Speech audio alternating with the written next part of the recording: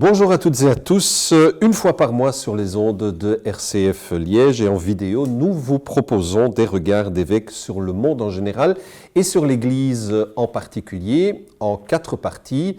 Donc il y a toujours la première partie, un peu des commentaires sur les événements du monde. Deuxième partie, la vie du diocèse. Troisième partie, la vie de l'Église en Belgique et ailleurs. Et quatrième partie, les questions des auditeurs. En ce mois d'octobre, aujourd'hui, nous allons nous intéresser à la troisième partie de notre émission, la vie de l'Église en général en Belgique et ailleurs. Et comme d'habitude, Jean-Pierre Delville, évêque de Liège, est avec nous en studio. Bonjour, Monseigneur, tout d'abord. Bonjour, Ralph. Évidemment, un sujet qui s'impose presque ou clairement en ce mois d'octobre, le synode sur l'Amazonie qui se tient encore jusqu'à ce dimanche 27 octobre, donc au Vatican. Je suppose que vous l'avez suivi, au moins via les médias. Quel est votre bilan provisoire ? Donc, on vient d'avoir les rapports des cercles mineurs, circuli minores, ça veut dire les petits groupes de discussion par groupe linguistique. On a donc une série de thèmes qui apparaissent avec une certaine insistance.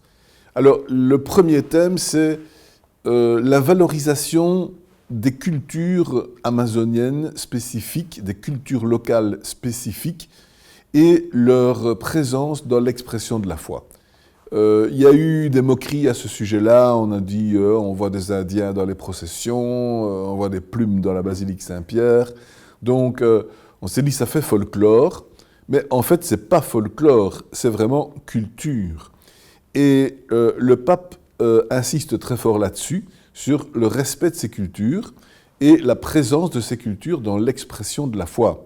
Ce qui fait que le pape se situe totalement dans la ligne des jésuites qui, au XVIIe siècle, déjà au XVIe en fait, avaient voulu intégrer la foi, par exemple en Chine ou au Japon avec Saint François Xavier, ou en Amérique latine, et avec les fameuses réductions des Indiens du Paraguay, etc.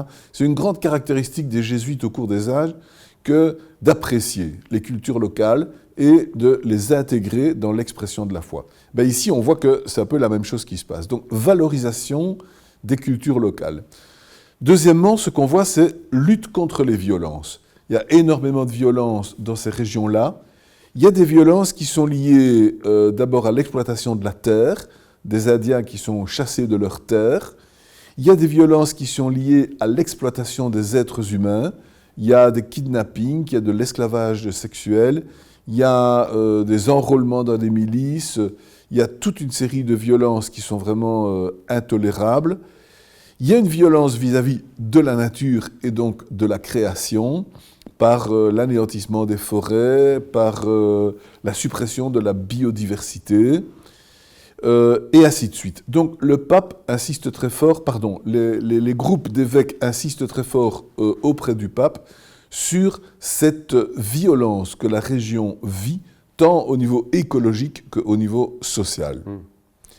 Et puis, troisièmement, une chose qui ressort, c'est activer davantage les nouveaux ministères, donc les catéchistes en particulier, activer des ministères de religieux et de religieuses, et alors cette question, ordonner prêtres peut-être des viri probatis, c'est-à-dire des hommes aux vertus éprouvées, qui pourraient alors être prêtres, disons, à l'intérieur des tribus amazoniennes, en étant mariés, comme le sont les Indiens d'Amazonie.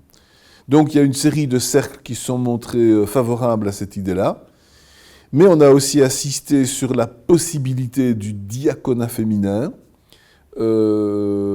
C'est une idée qui a été promue dans l'Église depuis quelques années. Une commission spéciale au Vatican travaille là-dessus.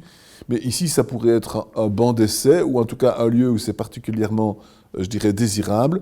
Il y a eu des femmes diacres, en effet, jusque l'an 1000, même dans nos régions. Donc je pense que c'est tout à fait faisable.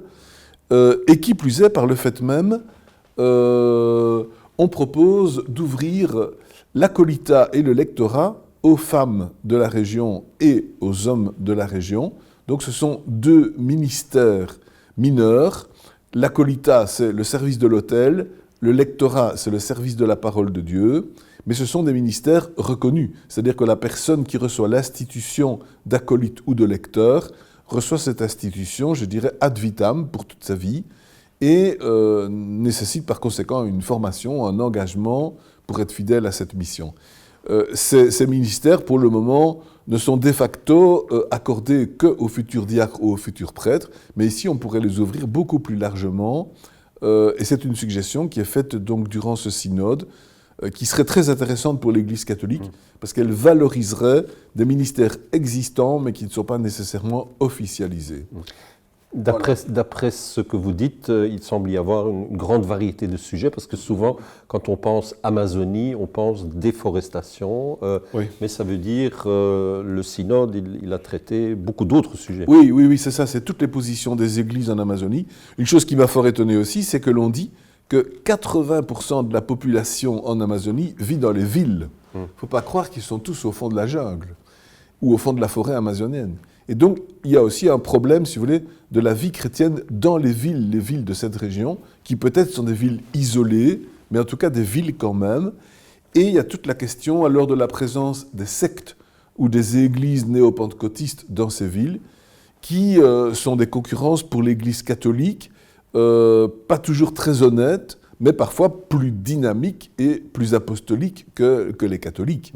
Et donc, il y a aussi un défi qui est un défi très moderne. De sorte que plusieurs personnes ont dit, oui, mais la situation en Amazonie, tout en étant très spéciale, est au fond très typique du monde entier. Parce que cette pastorale des villes et de la présence d'églises néo-pentecôtistes, ou encore cette présence, je dirais, de diversité de ministères tels qu'on l'envisage, c'est aussi un fait ou un désir à bien d'autres endroits dans le monde, au point que certains ont dit qu'il faudrait maintenant prévoir un synode sur le diaconat féminin ou bien un synode sur la question de l'ordination d'hommes mariés. À la suite d'un autre synode sur les jeunes, la foi et le discernement vocationnel qui s'est tenu à Rome en octobre 2018, donc l'an dernier, et de l'exhortation apostolique Christus Vivit, un micro-synode sur le monde numérique était organisé à Bruxelles du 11 au 13 octobre.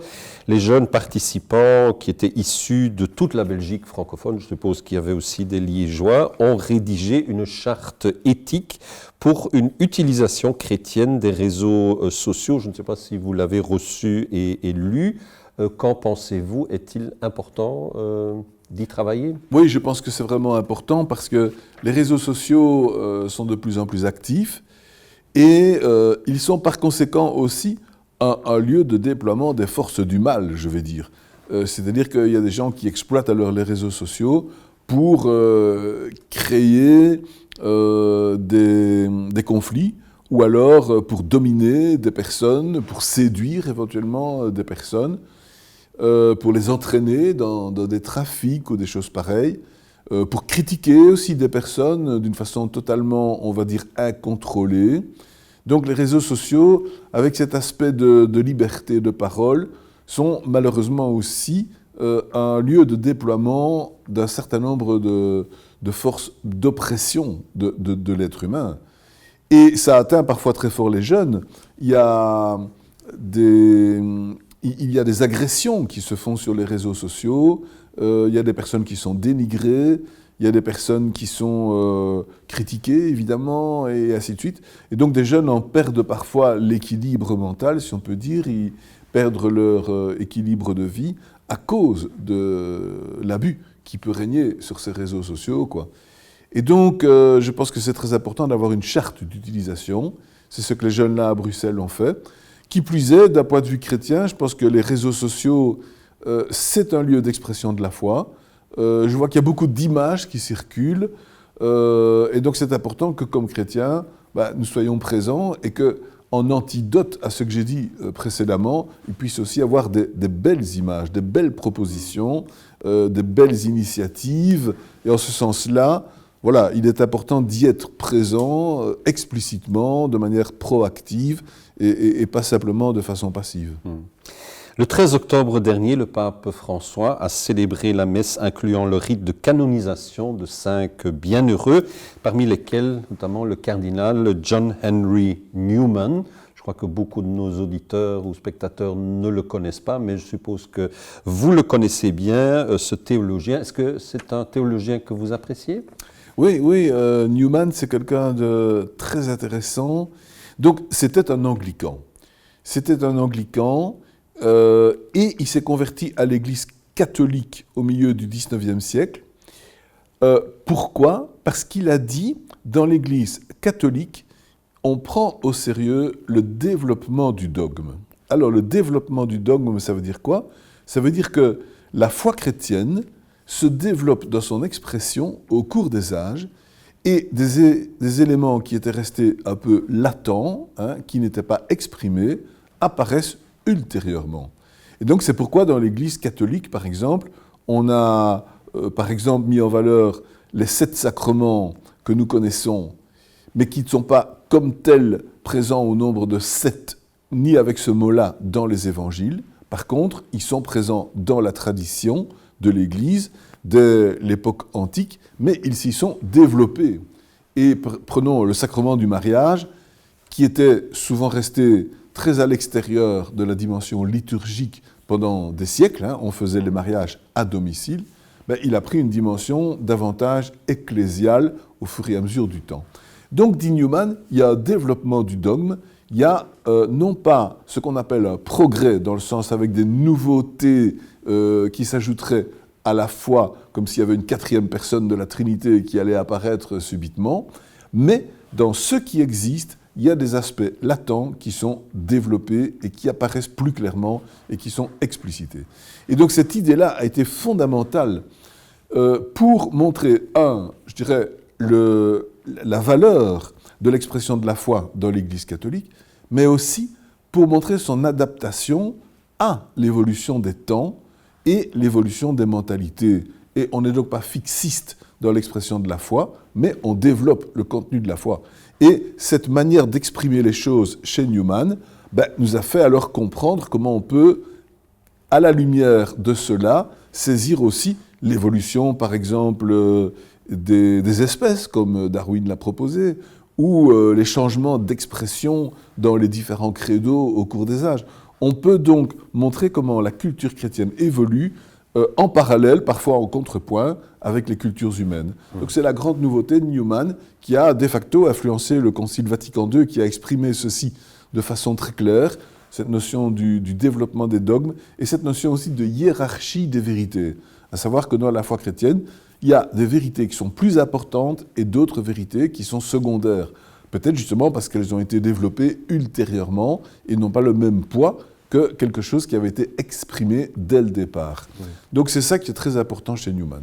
Nous sommes presque arrivés à la fin déjà, mais peut-être encore une petite question.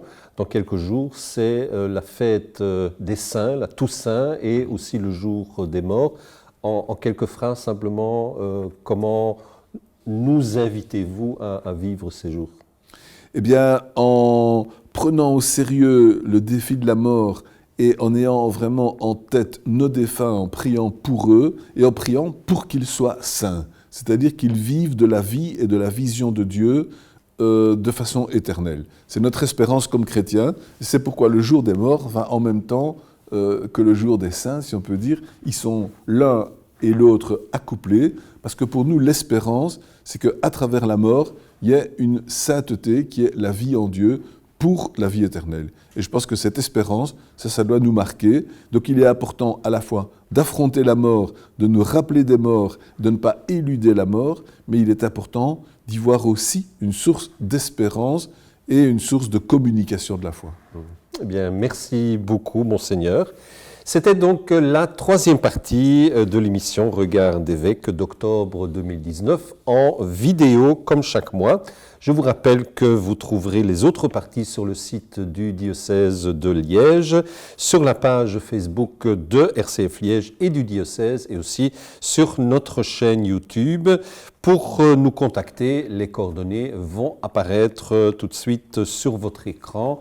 Portez-vous bien et à bientôt.